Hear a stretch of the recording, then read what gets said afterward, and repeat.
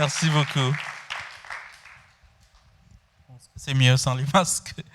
Merci beaucoup. Que le Seigneur soit loué. En tout cas, un grand merci à chacun, chacune pour ce temps. Merci beaucoup à David pour la confiance parce que voilà, on ne tend pas le micro à n'importe qui. Surtout quand on est pasteur, on veut protéger quand même l'œuvre du Seigneur, les brebis. Et c'est une énorme responsabilité. Si un micro nous est tendu comme ça, je pèse vraiment toute la responsabilité qui va avec ce travail. Merci vraiment pour cette confiance et je suis reconnaissant. Je lui ai déjà dit que j'ai vécu vraiment beaucoup de bonnes choses ici. Je suis très très encouragé par rapport à tout ce que j'ai vécu ici jusqu'à aujourd'hui et je bénis le Seigneur. Je vous invite à la prière. Seigneur, je viens déposer mon fardeau de prédicateur. Comme David vient de le dire, ici, il y a l'école, les exigences, la performance à chercher, tout ça. Pour un prédicateur, ça peut être aussi un fardeau que de prêcher. Seigneur, je prie que ce temps ici ne soit pas un temps de fardeau pour moi, mais que ce soit un temps où je communique ton cœur, Seigneur. J'avoue, Seigneur, que je ne sais pas prêcher parce que nul ne sait prêcher. C'est toi qui prêches en nous. C'est ton esprit qui peut donner la vie. Je n'en ai pas la force. Seigneur, je prie afin que ce temps ici ne soit pas un temps de religion, ni un temps où on s'ennuie d'écouter quelqu'un, mais un temps où ton cœur est communiqué. Seigneur, je prie que la vie soit transmise au travers de ces quelques paroles que je vais partager ici en ces lieux et que tu nous accompagnes toi-même. En sortant d'ici, Seigneur, que nous sortions remplis de vie, remplis de paix, remplis de joie, parce que nous n'avons pas de temps à perdre, Seigneur. Nous ne sommes pas venus, parce que nous n'avions rien à faire, mais nous sommes venus parce que nous avons prévu te rencontrer. Partage-nous, Seigneur, ton cœur pendant ces quelques instants et que nous goûtions vraiment à ta présence de manière puissante. Amen. Gloire au Seigneur. Le sujet que j'aimerais partager avec vous ce soir, c'est la puissance de Dieu dans la faiblesse de l'homme. Merci à Samuel, tu es là, hein, pour le baptême de dimanche dernier. Et puis notre sœur Noélie, c'est juste? Vous étiez deux à être baptisés donc dimanche. Le matin, j'ai eu le privilège d'assister à ce baptême. Et en fait, quand j'ai assisté à cette célébration, j'ai eu l'inspiration de ce que je vais vous partager. C'est pour ça que je commence à le remercier. Qu'est-ce qui s'est passé? En fait, la sœur et le frère, quand ils étaient en train de témoigner de comment, par moment, au cours de leur vie, il y a eu des temps d'interrogation, des temps de... Voilà, où est-ce que ça marche pas. Et pendant ces temps d'interrogation, en fait, les deux, ce que j'ai perçu dans leur témoignage, c'est qu'à un moment donné, ils ont dit, bon Seigneur, là peut-être je comprends rien, mais je veux maintenant te donner la direction de ma vie. C'est pour ça qu'ils se sont fait baptiser. Donc, à un moment donné, on pilote sa vie, seul, on a la force, on est courageux. À un autre moment, on arrive à une période où il y a des questions auxquelles on n'a pas forcément des réponses. Et pendant ces moments-là, il peut se passer des choses en fait puissantes, même dans un temps de questionnement. Voilà pourquoi merci Samuel, merci à Noélie pour avoir partagé avec nous que pendant les temps d'interrogation, la décision, c'était pas de je lâche tout puis je commence à courir en arrière, mais la décision c'était Seigneur, je comprends pas tellement ce qui m'arrive là, maintenant, mais je te fais confiance et je te confie ma vie et conduis-moi. Et donc, moi, en entendant ça, je dis, Seigneur, apprends-moi à me confier en toi toutes les fois que je me questionne. Et voilà donc la puissance de Dieu dans la faiblesse de l'homme, c'est qu'il y a un moment donné dans la vie, il arrive des temps de faiblesse. Et ces temps-là, dans ces temps-là, est cachée une puissance inouïe. Et c'est ça qu'on a vécu le dimanche avec les deux baptêmes du matin. Les baptêmes du soir, j'étais pas là, donc je peux pas dire, mais gloire à Dieu parce que ces personnes-là aussi, en fait, c'est la même chose. En fait, pourquoi est-ce qu'on se fait baptiser? Parce qu'à un moment donné, on s'est dit, je peux pas tout piloter tout seul. Je laisse ma vie entre les mains du Seigneur et miracle, la vie change. La vie change. Il y a une puissance extraordinaire. Alors nous sommes dans le livre de 2 Corinthiens, chapitre 12, versets 1 à 10. 2 Corinthiens, chapitre 12, versets 1 à 10. Je lis dans la version Louis Séguin. Il faut se glorifier, cela n'est pas bon. J'en viendrai néanmoins à des visions et à des révélations du Seigneur. Je connais un homme en Christ qui fut, il y a 14 ans, ravi jusqu'au 3e ciel. Si cela fut dans son corps, je ne sais. Si cela fut hors de son corps, je ne sais, Dieu le sait. Et cet homme, si cela fut dans son corps ou sans son corps, je ne sais, Dieu le sait, fut enlevé dans le paradis et qu'il entendit des paroles ineffables qu'il n'est permis à personne d'exprimer. Je me glorifierai d'un tel homme, mais de moi-même je ne me glorifierai pas, sinon de mes infirmités. Si je voulais me glorifier, je ne serais pas insensé car je ne dirais pas, je dirai la vérité, mais je m'en abstiens afin que personne n'ait à mon sujet une opinion supérieure à ce qu'il voit en moi ou à ce qu'il entend de moi. Et pour que je ne sois pas enflé d'orgueil à cause de l'excellence de ces révélations, il m'a été mis une écharpe dans la chair, un ange de Satan pour me souffleter et m'empêcher de m'orgueillir. 3 fois, j'ai prié le Seigneur de l'éloigner de moi, mais il m'a dit, ma grâce te suffit, car ma puissance s'accomplit dans la faiblesse. Je me glorifierai donc bien plus volontiers de mes faiblesses, afin que la puissance de Christ repose sur moi. C'est pourquoi je me plais dans les faiblesses, dans les outrages, dans les calamités, dans les persécutions, dans les détresses pour Christ, car quand je suis faible, c'est alors que je suis fort. C'est hyper puissant. Quand j'ai découvert ceci, vous ne pouvez pas imaginer quelle délivrance j'ai eue dans ma vie. Quel est le contexte dans lequel l'apôtre écrit ces choses? Grand apôtre. Il a beaucoup travaillé. Il a fait des églises. Les Corinthiens sont ses enfants spirituels. Le problème, c'est qu'il est critiqué. Il est critiqué. Il y a des faux apôtres qui sont passés par là. Ils ont dit, ouais, mais Paul ne vit pas des choses, des révélations aussi puissantes que nous. En plus, quand il vous enseigne, c'est parce qu'il veut que vous lui donniez de l'argent, etc. Donc, son autorité est vraiment pastorale et apostolique surtout, mise en doute. Alors, Paul, en écrivant cette lettre, est obligé de se défendre pour dire, non, Corinthiens, non, ces faux apôtres sont allés sur le terrain des révélations. Bon, je ne vais pas me glorifier parce que ce n'est pas bon, mais je vais quand même vous raconter une histoire. Je connais une personne qui a vécu des choses extraordinaires, qui est allée au 3e ciel dans la présence de Dieu. Et il raconte, cette personne, il y a 14 ans, il a vu la main de Dieu et c'était puissant. De cette personne-là, je me glorifierai, mais de moi-même, non. En fait, il ne parle pas d'une personne autre qu'il ne connaît pas. Il parle vraiment de lui-même parce qu'on comprend bien, quand nous continuons avec le texte, il change de langage, il passe dans la première partie de la 3e personne du singulier pour désigner cette personne, à la première personne du singulier pour dire, au verset 5, il dit, je me glorifierai de mes faiblesses. Alors qu'il parlait de quelqu'un, mais en fait, on comprend bien qu'il parle de lui-même. Comment quelqu'un peut se glorifier de ses faiblesses? Et qu'est-ce que ça veut dire, ces faiblesses? Ces faiblesses, en fait, ce sont des souffrances, des limitations, des problèmes, des temps de questions, des choses irrésolues dans la vie et que l'apôtre vivait dans le ministère et lui dit, en fait, moi, je me glorifierai plus de ces temps-là.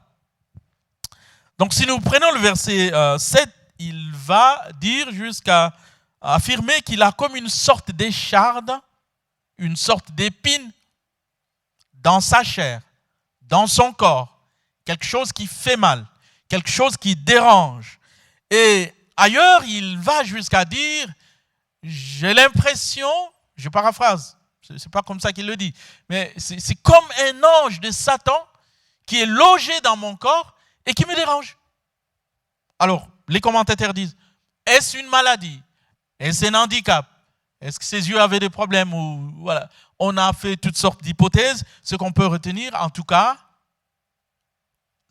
aussi, quelle que soit la grandeur de son apostolat, il avait quelque chose qui le dérangeait. Mais cette chose n'est pas venue parce qu'il avait péché. Cette chose était venue sans qu'il le demande, sans qu'il le cherche. Ce n'est pas un fruit du péché. Mais ce qui est intéressant ici, c'est de voir que son Dieu qui ne sommeille ni ne dort veille sur lui et permet que ces temps de questions arrivent dans la vie d'un aussi grand apôtre. Nous avons ici accueilli un de nos grands apôtres ici qui a donné son témoignage de maladie. Covid 2 fois. Vous étiez là, moi j'étais là aussi. Tout ce qui se dit ici, hein, j'écoute et je dis, oh Seigneur, ce grand apôtre qui doit prier pour les malades, mais le Seigneur permet que par moment passe par le temps de maladie et Dieu seul sait pour quelle raison il permet ces choses. Peut-être pour agrandir notre cœur afin d'accueillir ceux qui passent par les mêmes temps. Lui dit, c'est comme si j'ai un ange de Satan qui ne me laisse pas tranquille, qui me dérange tout le temps. Alors, bon, il ne faut pas comprendre ici que Paul est possédé. Hein. Ce n'est pas une question de possession démoniaque.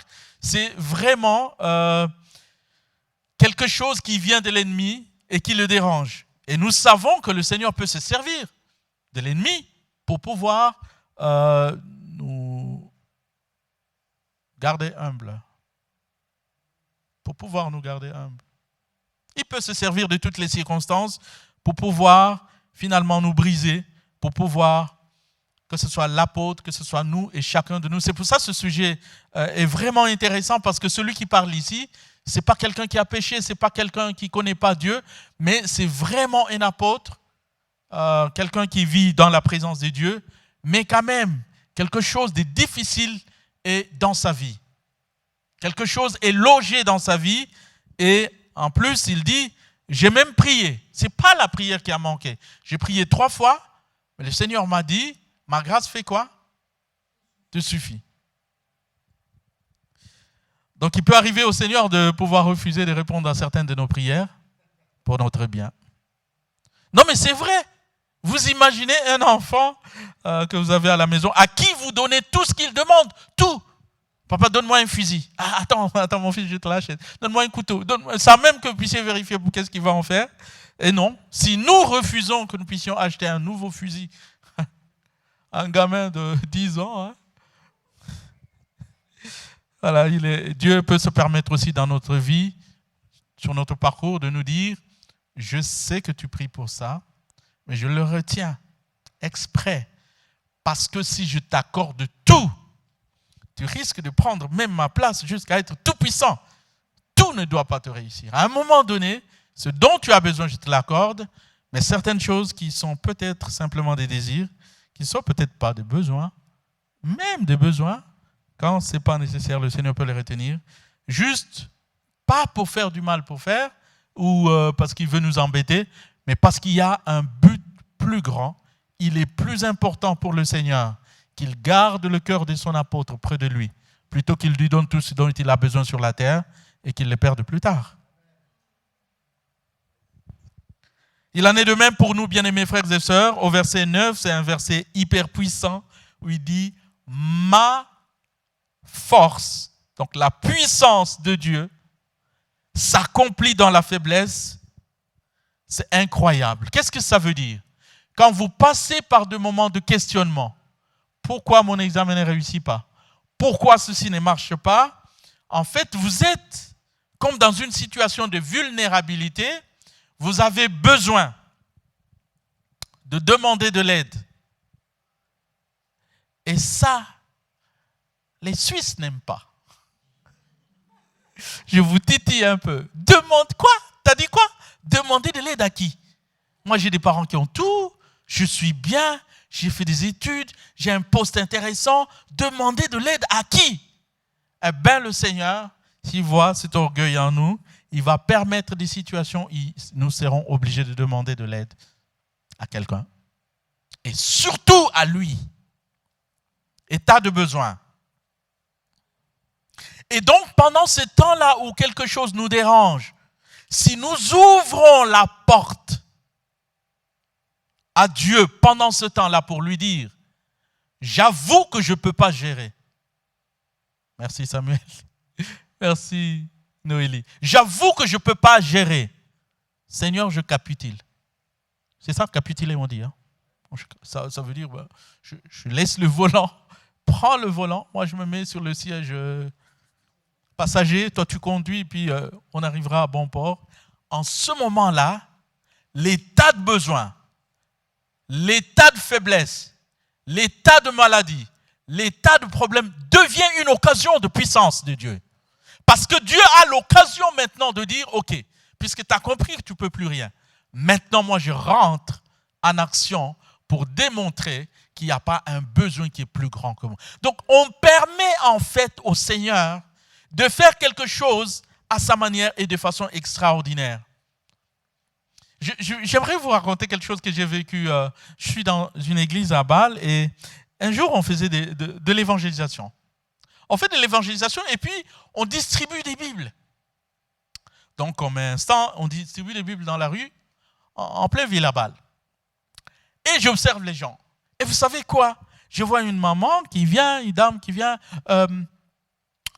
Monsieur, bonjour, bonjour. Vous avez des Bibles? Oui. Et qu'est-ce que vous faites des Bibles? On les donne. On les donne. Gratuit? Oui, oui, gratuit. Mais vous savez quoi? La dame ne comprend pas pourquoi c'est gratuit.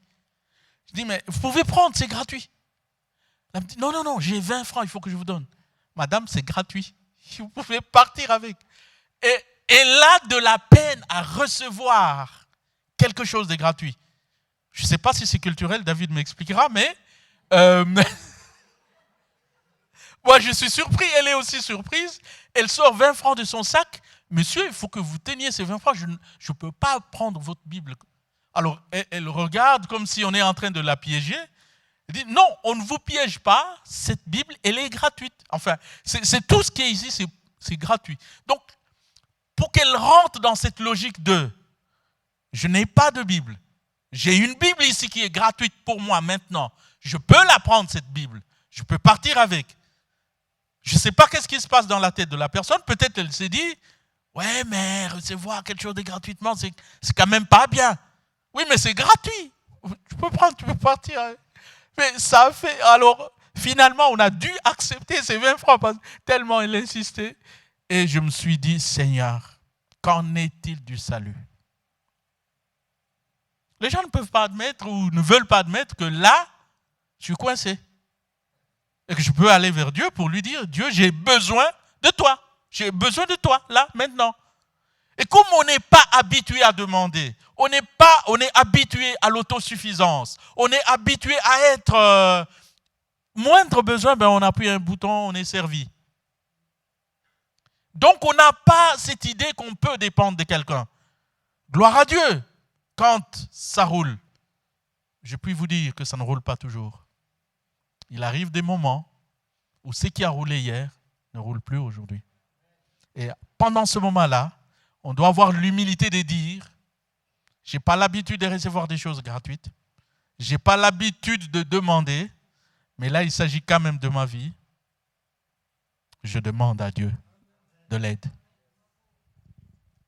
Bien-aimés, et c'est là qu'on voit un besoin finalement qui devient une occasion d'humilité, une occasion de permettre à Dieu de transformer la vie. C'est ce que nous avons vécu avec les baptisés. C'est pour ça que je les remercie. Dis, frère Samuel, tu as compris que oui, je peux gérer un nombre incalculable de choses seul, parce que j'ai été éduqué comme ça, à être fort, à réussir. Seulement, Quand vous êtes jeune, vous pouvez avoir cette illusion. Mais quand vous avez un certain nombre d'années, vous savez que vous ne pouvez pas toujours tout contrôler. Avec la vie, vous l'apprenez très facilement. Très, très facilement. La vie vous apprend, dit, oui, il y a des choses qui te réussissent. Très bien. Mais tu vas apprendre qu'il y a des choses qui ne te réussiront pas. Et pour ces choses-là, tu dois être capable de dire, oh Dieu, là, j'en peux plus. J'ai besoin de toi. Donc, c'est vraiment important. Et au verset 10, il est dit, quand je suis faible, c'est puissant. Quand je suis faible, c'est alors que je suis fort. Est-ce que vous avez déjà vu un enfant qui n'a pas réussi à l'école courir avec joie auprès de son père? Mon père, je te présente mon bulletin, il est moche, mais je suis content. Mais ça ne se passe pas. Pourquoi? Parce qu'on a été formaté à réussir. Il faut que ça roule, il faut que ça marche, il faut que ça soit vraiment. Et malheureusement, toutes les occasions d'échec, de problèmes, de difficultés, chaque fois qu'on est en problème, puisqu'on a grandi dans cette culture où tout doit marcher, on se culpabilise, on a honte. Même ce bulletin, on le cache. Parce que si papa le voit, je serai grondé, il va me dire, comment est-ce possible dans les conditions dans lesquelles toi tu es? Ouais, regarde en Afrique, ils ne sont pas dans ces conditions-là. Et toi, tu as tout, puis tu ne réussis pas à l'école. Et alors, ça fait une pression dans la vie des enfants pour dire, quand je serai dans un moment de faiblesse et puis que ça ne va pas marcher, je ne lui dirai pas. Et là, vous savez quoi? Ça bloque quelque chose. Qu'est-ce qui bloque? Il n'y a pas de demande d'aide. J'ai travaillé un peu en psychiatrie. Ce qu'on a appris au début, c'était que dès que vous avez des personnes qui sont déprimées, qui ont de la peine à exprimer ce qu'ils disent, dites-leur, ne t'isole jamais. Ne sois jamais seul. C'est-à-dire quoi? Le premier sentiment, honte, culpabilité, tout ça, on va cacher ce bulletin, on va cacher tout ce qui ne va pas. Et puis, on a appris à paraître, être sourire commercial, et tout, apparaître, voilà, apparaître, ça va, oui, tout roule. Mais il ment. Parce qu'il n'a pas cet espace où il peut dire, papa, ça n'a pas marché à l'école. Je ne sais pas pourquoi ça n'a pas marché, mais j'aimerais que tu m'aides. Ou que tu cherches quelqu'un qui m'aide. Ou est-ce qu'on peut prier pour cet échec? Parce que j'ai honte de te montrer ce bulletin, mais je dois le partager avec toi. Donc, le fardeau nous écrase. Je peux venir ici en me disant, David a dit, il faut que je prêche. Ah, Seigneur, est-ce que ça va être compliqué? Comment est-ce qu'on parle au Jurassien, etc. Ou je peux dire, Seigneur, je ne sais pas prêcher et je te fais confiance. Je prends ce fardeau, je le dépose sous ta croix, aide-moi et fais en sorte que dans ce que je dirai, quelqu'un soit béni. Et ça change tout. Ça change tout. Donc, bien-aimés, en tout cas, si nous laissons les moments d'échec nous gâcher la vie, ce n'est pas la volonté de Dieu. Les fardeaux ne devraient pas nous écraser. Il devrait être une occasion de dire pourquoi je rencontre ça, quel sens ça, d'où ça vient, comment je peux travailler pour que je ne sois plus confronté à ce problème ou comment je peux faire pour le résoudre. Et si vraiment aucun humain ne peut m'aider, j'entre dans ma chambre, courageusement, je dis, Seigneur, j'avoue que là, ça ne va pas. J'y arrive pas. C'est ça la prière. Mais si vous n'êtes pas habitué à recevoir des choses gratuitement, si vous ne demandez rien à personne, je crains que vous ne puissiez pas prier. Parce que prier, ouais, tu parles, tu ne le vois même pas, mais tu parles. Par la foi. Mais aussi, tu t'humilies. Tu dis, je ne suis pas tout puissant. Je ne suis pas tout puissant et je n'ai pas tout. Et j'admets. que je dépends de toi. Je te demande, aide-moi. Lisons le texte d'Osée, chapitre 2, versets 16 à 17. Ah, mais c'est magnifique la technologie. Donc, c'est projeté à chaque fois. Ah ouais, merci Seigneur, c'est beau.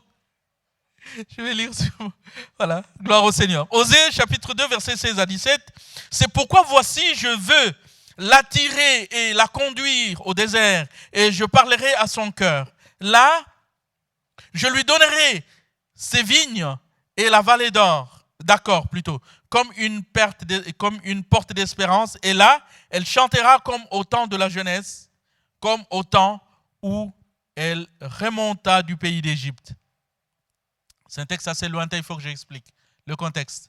Dieu est en train de parler de elle. Le elle là, c'est une épouse. Et cette épouse, c'est le peuple de Dieu.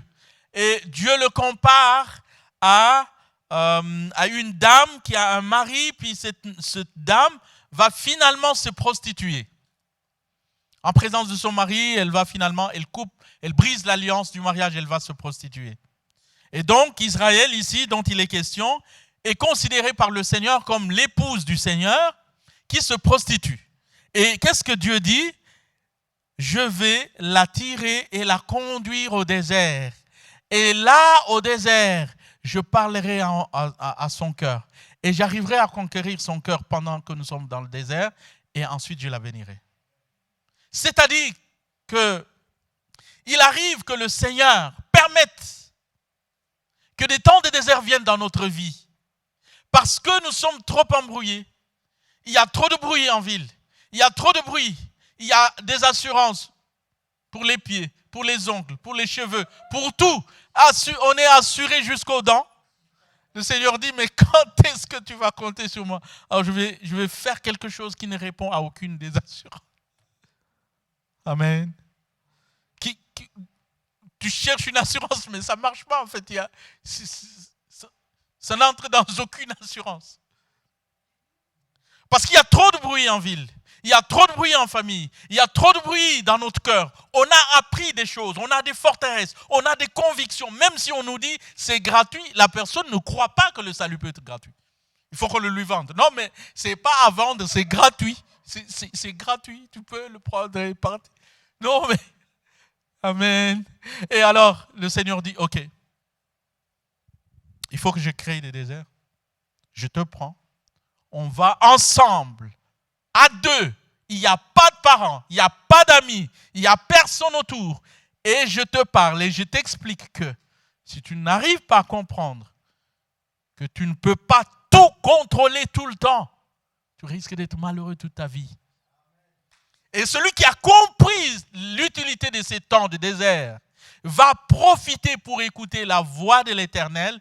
Et dès ce moment-là, le temps des déserts, les temps de faiblesse se transforment en occasion de miracle pour le Seigneur, pour transformer la vie de la personne. Pourquoi? Parce que le Seigneur va prendre maintenant le volant. Il va te dire, toi maintenant, ils t'ont épuisé avec toutes ces assurances. Bon, maintenant... Repose-toi maintenant. Tu sais quoi? Repose-toi maintenant. Repose-toi. Tu te reposes, moi je suis au volant. Tu n'as pas besoin de paraître, tu n'as besoin de rien faire. C'est vrai, Seigneur, mais tu as besoin de rien faire. Repose-toi. Moi je prends le volant, et puis tu me suis, et puis tu me fais confiance parce qu'on arrivera à destination. Et vous voyez, dans ce temps de désert, il est dit qu'il y a une porte d'espérance qui va s'ouvrir à la fin. Mais la porte d'espérance ne peut pas s'ouvrir si le travail de parole cœur à cœur ne se passe pas. Et pour que ce cœur à cœur se passe bien, il faut un contexte. Et souvent, ce n'est pas un contexte de fête, c'est un contexte de désert. Quand vous avez compris ça, plus rien ne peut vous arrêter. Plus rien. Vous êtes invincible. Pourquoi? Parce qu'au fait, toutes les luttes cesse tout d'un coup. On se dit, Seigneur, j'ai plus besoin de prouver quoi que ce soit. J'ai plus besoin de me battre. J'ai juste besoin d'accepter que tu sois mon maître, mon mentor, mon conducteur, et puis Et puis c'est tout. Et vous commencez à partir de ce moment-là de rentrer dans une vie où vous vivez de l'intimité avec Christ, où vous sentez que Dieu est bon. Il vous délivre d'un truc que le monde ne peut pas vous donner. Il vous donne sa paix. Bien-aimés, j'aimerais aller vers la fin parce que voilà, le but, ce n'est pas de prolonger pour prolonger. Mais j'aimerais vraiment lancer une invitation pour... le texte qu'on a lu ici concerne un apôtre. Alors moi, je ne suis pas apôtre, je suis un élève en théologie. Si lui a eu besoin de ce temps de désert, après avoir vu Dieu au 3e ciel, j'ai écrit, on l'a lu, je me suis dit, Seigneur, attends, lui a eu besoin de ça. Et puis moi, je prétendrais que ce n'est pas nécessaire. Vous savez, il y a des choses seulement que Dieu peut travailler dans notre vie. Pas un pasteur, ni personne d'autre, vraiment. Et là, dans ce temps de désert, le Seigneur travaille notre caractère. Il grossit notre cœur. Il nous donne son cœur et sa vision. Il nous transmet tellement de choses, on s'est dit, alléluia. L'invitation que je fais dans Matthieu, chapitre 11, versets 28 à 30. Venez à moi, vous tous qui êtes fatigués et chargés, et je vous donnerai du repos. Ah, moi je le veux, ce repos. Je ne sais pas vous, mais j'ai tellement été épuisé dans le monde que je veux ce repos. Je le veux. Prenez mon joug sur vous et recevez mes instructions, car je suis doux et humble de cœur. Et vous trouverez du repos pour vos âmes, car mon joug est doux et mon fardeau léger. Quand je suis venu d'Afrique, en Suisse ici, j'ai galéré, je vous assure, bien-aimés frères et sœurs. Parce que ce n'est pas ma culture et je devais directement travailler, c'était hyper dur. Il faut être performant, il faut être rapide, il faut être à l'heure. Il y a tellement d'il faut qu'à la fin, je me dis, mais est-ce que moi, je m'en sortirai vraiment? Je ne peux pas. J'ai appris autrement. Et vous savez quoi, par la suite, j'ai compris que nous sommes dans une société qui nous apprend à tout maîtriser. Il faut... J'avais des maîtres d'apprentissage. Alors, s'il te dit, par exemple, que... Bon, Anaclé, ça va. Ça veut dire que tu as travaillé toute la journée, mais lui, il dit, ça va. Un jour, j'ai demandé à mon maître d'apprentissage, je dis, mais quand est-ce que tu pourrais me dire que ça va très bien? Parce que c'est toujours ça va. Ça veut dire que c'est jamais suffisant, jamais excellent, jamais. Pourquoi? Parce que on est dans une société où c'est de l'efficience. Tu dois être efficient, tu dois être efficace. Il faut que ça marche. Et très bien. Et puis, il n'y a pas de place pour l'échec. On l'a vu. Il faut que ça marche, nickel. Et vous savez quoi, bien-aimé? Ça met une telle pression. Tu te dis, est-ce que je vais arriver, moi? Heureusement que j'ai découvert le repos de Dieu. Quelqu'un peut dire amen? Heureusement que j'ai découvert que je n'ai pas besoin de paraître quand je viens à l'église. Je n'ai pas besoin de paraître quand je suis dans la présence de mon Dieu. Je n'ai pas besoin de pièces jointes envoyées à Jésus. Il y a dans mon dossier, tu vois, du ciel, il n'y a pas de pièces jointes. J'ai qu'à venir, je viens, je traîne même mes échecs, je viens avec. Je dis, Jésus, je viens. T'es sale? Oui, je suis sale, je suis venu. Là-bas, je ne peux pas, là, ce n'est pas possible. Et c'est pour ça, bien-aimés, à cause de toutes ces pressions, nous avons formé, nous avons fabriqué des individus qui savent paraître, mais qui ne sont pas. C'est beau au dehors, c'est magnifique, mais à l'intérieur, tellement de problèmes. Et il n'y a personne qui peut écouter ce qui bouillonne là-dedans. Et c'est ça qui fait que que beaucoup de gens finissent en psychiatrie. Aucune oreille pour écouter, pour accepter. Écoute, là, je ne suis pas arrivé. Ok, qu'est-ce qu'on fait? Alors, bien-aimés, nous n'avons pas besoin d'avoir peur de Jésus. Je ne sais pas comment, avec une telle liberté qu'offre Jésus. Venez à moi. Vous n'avez pas besoin de paraître. Vous n'avez pas besoin de faire des choses extraordinaires. Vous n'avez pas besoin d'être je ne sais pas qui. Le Seigneur nous appelle. Toi qui penses que ça ne va pas, ça tourne en rond, il y a des questions, je ne sais pas comment faire. Tu n'as pas besoin de maîtriser les choses. Viens seulement à Jésus. Viens avec tous les sacs. Et dépose et dis-lui, Seigneur, bon, voici mes sacs. Ce n'est pas très bon si tu les ouvres. Mais je veux ta paix. Je veux ta paix. Je veux ta paix.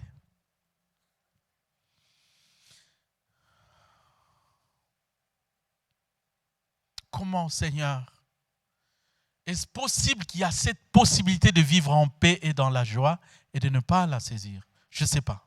Comment est-ce possible que nous nous laissons d'abord écraser par les demandes, par les pressions sociales, par les attentes sociales, alors que l'eau de vie est prête, là, disponible, là, pour nous, pour chaque personne. Comment est-ce possible?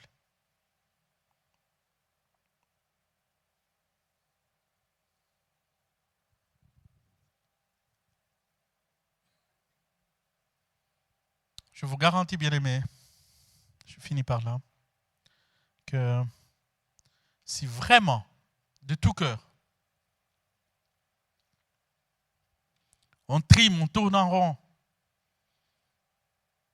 quelque chose ne va pas du tout, on est un peu dans cette période de désert, et qu'on dise à Jésus, Jésus, moi je viens, je vous assure, la puissance de Dieu va se manifester dans la vie de la personne qui le fait.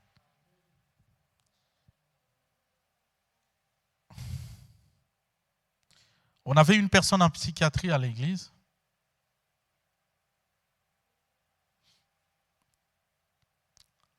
Rien qu'en écoutant la parole de Dieu, le Seigneur l'a guérie. Quand elle a revu les médecins lui ont dit, quoi? Qu'est-ce qu'il y a eu?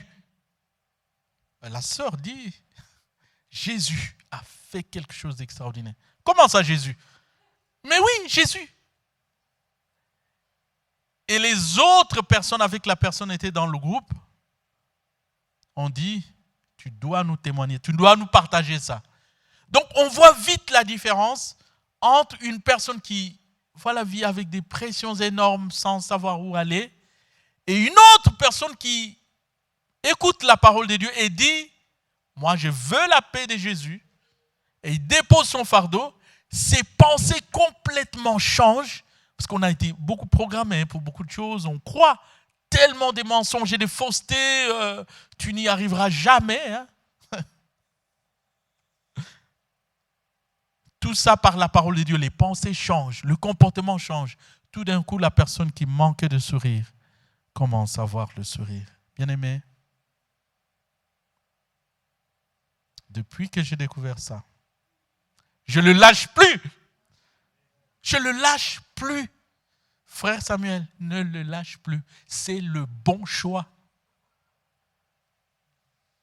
Et sur le chemin de votre vie avec le Seigneur, vous allez voir miracle sur miracle, gloire sur gloire, des choses qui étaient comme de grosses montagnes, vous les franchissez aisément parce que ce n'est plus vous qui êtes au volant, c'est lui. C'est pour ça que l'apôtre Paul pouvait dire « Je puis tout par celui qui me fortifie ». Que le Seigneur vous bénisse.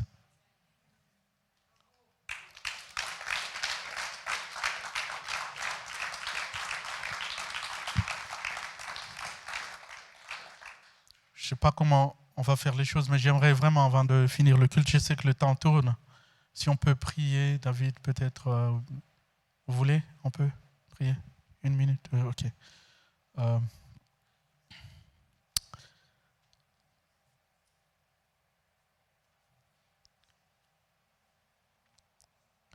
J'aimerais vraiment inviter toute personne qui veut déposer ce sac-là.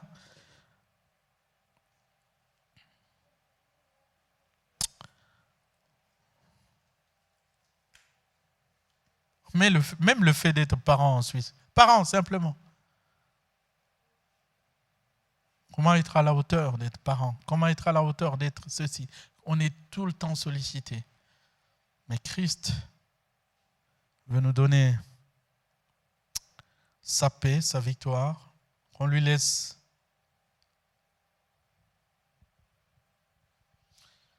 la vie. J'aimerais demander vraiment à chacun de nous de pouvoir dire, pendant que je serai en train de prier, Seigneur, si je suis dans le monde, peut-être je ne fais pas le poids, peut-être je ne remplis pas les critères, mais j'ai découvert qu'en venant dans ta présence, il n'y a pas de critères à remplir. Il n'y a pas de critères à remplir. Je n'ai pas de dossiers à fournir, dossiers spéciaux. Je peux juste venir et te dire, Seigneur, cette éducation d'enfant, je ne sais pas comment faire. Tu vas m'aider. Tu vas m'aider. Seigneur, nous venons à toi, Père, avec nos échecs et notre faiblesse. Faiblesse que nous cachons parfois, parce qu'il n'y a peut-être pas d'espace pour la dire. Mais devant toi, il y a cet espace, au pied de ta croix.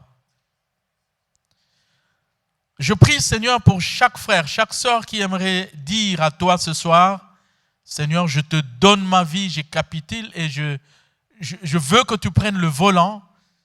Et j'avoue que tout ne me réussit pas. Seigneur, que tu écoutes sa prière et que tu prennes sa vie et que tu la diriges maintenant, Seigneur. Au sortir de ce culte, Seigneur, je veux que tu nous accordes ta paix et que tu enlèves nos luttes afin que nous puissions proclamer ta victoire. Et que les gens autour de nous voient que finalement, quelque chose s'est passé dans notre vie. Tout cela pour ta gloire, au nom puissant de Jésus. Amen. Que le Seigneur vous bénisse.